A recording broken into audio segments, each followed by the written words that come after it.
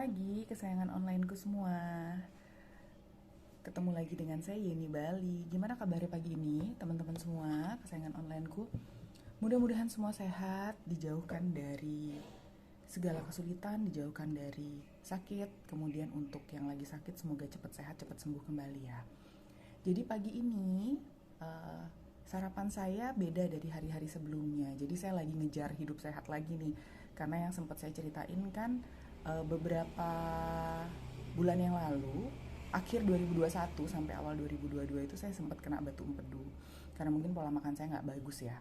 Nah sekarang ini saya mau lagi ngejar lagi hidup sehat. Jadi pagi ini saya makannya tuh sayur sup.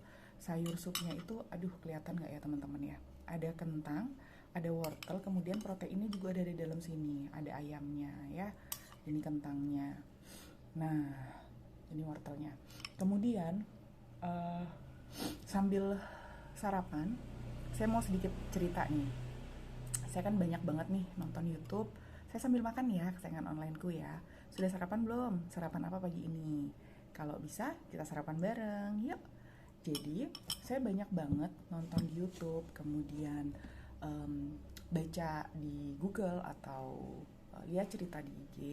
Banyak banget teman-teman kita, kesayangan online kita dari Sabang sampai Merauke ya, itu yang saat ini sedang memperjuangkan garis dua. Ya, jadi saya itu juga dulu mantan pejuang garis dua. Lumayan berat dulu ceritanya. Jadi saya dan suami menikah di tahun 2008, Juni 2008. Setelah menikah itu saya mencoba untuk ke SPOG atau dokter kandungan untuk mencari tahu kesehatan rahim saya, organ-organ yang ada di dalam seperti itu. Nah ternyata waktu itu baru ketahuan kalau saya ada kista besar. Dari bulan Juli 2008 itu mulai pengobatan, dicoba disuntikin, saya lupa nama disuntikannya itu apa, dicoba suntik, ternyata tidak juga mengecil kistanya nih, malah membesar dalam waktu yang cukup singkat gitu ya. Akhirnya di Oktober atau November 2008 itu dokter memutuskan untuk ini harus dilaparoskopi, ini harus diambil kistanya biar tidak tambah panjang lagi ceritanya gitu kan ya. Akhirnya dilaparoskopi lah saya, dilaparoskopi dengan bius total, kemudian ada semacam tangan robot yang masuk ke dalam rahim saya. Ternyata dari hasil laparoskopi itu kistanya sudah diambil, sudah beres.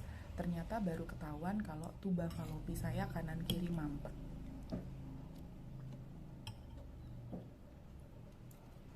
Jadi dokter itu sudah bilang 99% saya tidak bisa hamil. Disarankan untuk bayi tabung dan yang lainnya. Dan waktu zaman 2008 itu mungkin kalau kesayangan online tahu, bayi tabung itu belum sehit sekarang ya. Masih kayak asing di telinga gitu. Kemudian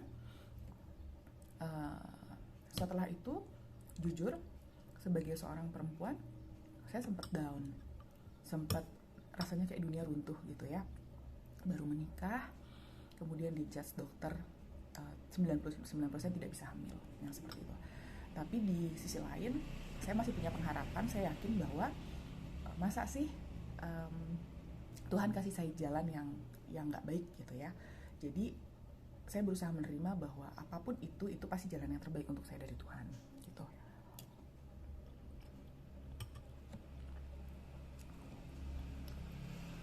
Kemudian itu Oktober atau November 2008 ya,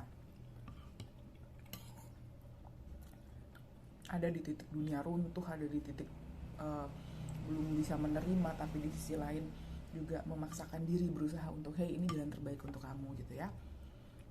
Kemudian bulan depannya di Desember 2022 atau Januari 2022 saya lupa, itu saya telatnya pernah baru 2 hari aja. Dulu saya kerja di bank, kesayangan online semua ya.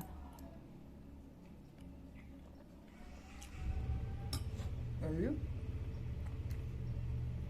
saya terlambat 2 hari, tapi rasanya udah beda banget. Sampai teman saya bilang di kantor, beli test pack aja, gue beliin test pack ya gitu. Akhirnya belilah saya test pack. Pada jam itu juga saya tes, ternyata Astungkara, puji Tuhan, positif. Tapi masih samar-samar, garis 2-nya itu masih samar-samar. Kemudian saya telepon suami, saya cerita, akhirnya suami bilang nanti pulang kantor kita beli test pack lagi, tes lagi besok pagi kan, karena kan katanya test pack itu paling bagus di pagi hari ya, baru bangun. Saya beli lagi, akhirnya besok paginya saya test pack lagi. Di situ sudah lebih jelas garis 2-nya dibanding waktu kemarinnya saya test pack di kantor.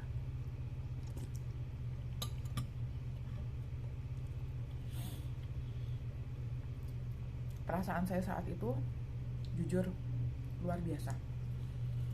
Kaget, tidak percaya,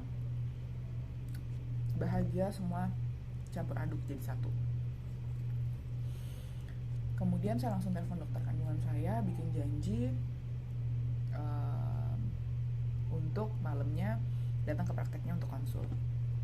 Nah, sampai di tempat praktek dokter kandungan saya pun masih tidak percaya. Kok bisa? Karena memang benar-benar tuba falopi kanan kiri mampet.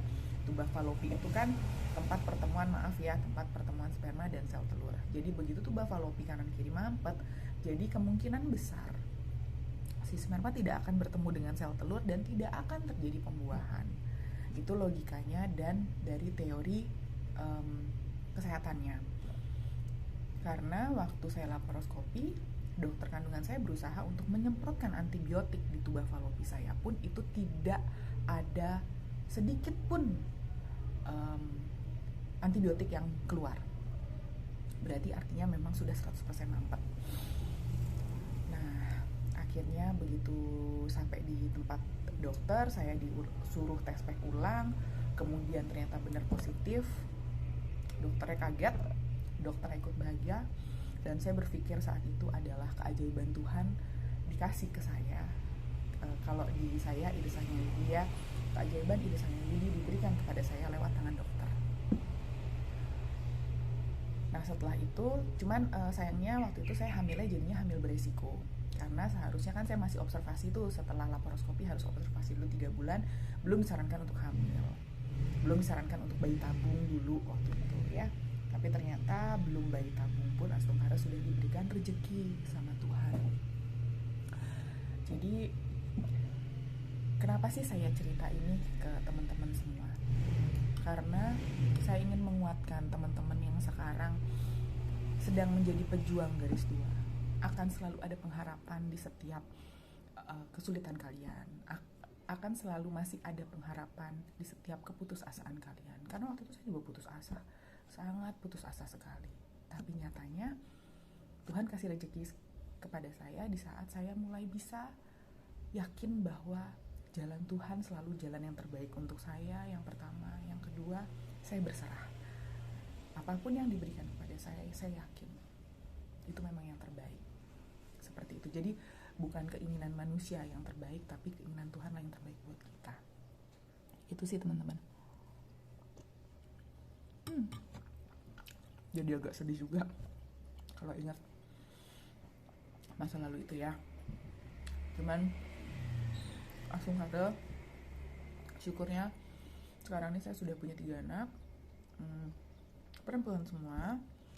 Yang pertama itu sekarang sudah kelas 8 atau kelas 2 SMP. Yang nomor 2 itu kelas 6 SD. Yang paling kecil itu kelas 4 SD, yang kemarin habis konser, yang paling kecil. Dan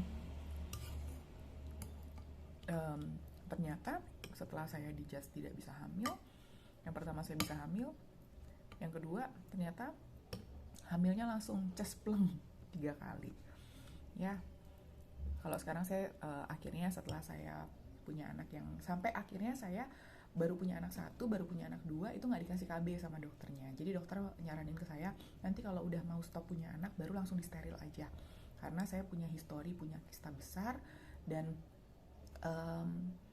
tidak ada rekomendasi KB yang baik untuk saya. Karena itu bisa kayak merangsang lagi tumbuhnya si kista ini gitu teman-teman. Takutnya nanti susah hamil lagi.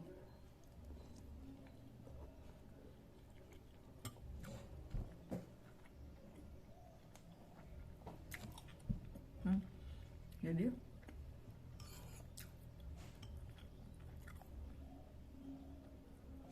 itu cerita saya hari ini untuk kesayangan online saya semuanya, khususnya untuk yang lagi memperjuangkan garis 2. Tetap semangat, tetap kasih pengharapan untuk diri sendiri, jangan putus asa. Dan satu hal, berharap, berdoa, dan meminta itu hanya pada yang di atas, sehingga kita nggak punya ekspektasi apa-apa sama siapapun, hanya sama Tuhan.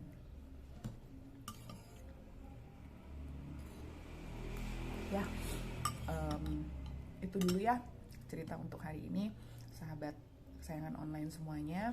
Ini saya mau habisin pelan-pelan sarapannya. Terus karena saya juga udah ready untuk ke kantor, saya juga mau berangkat ke kantor dulu, memulai aktivitas pagi ini. Semoga video ini bermanfaat untuk kalian. Kalian juga bisa menikmati, bisa menghibur kalian semua. Nanti kita ketemu lagi di video selanjutnya. Terima kasih kesayangan onlineku semua. Bye-bye.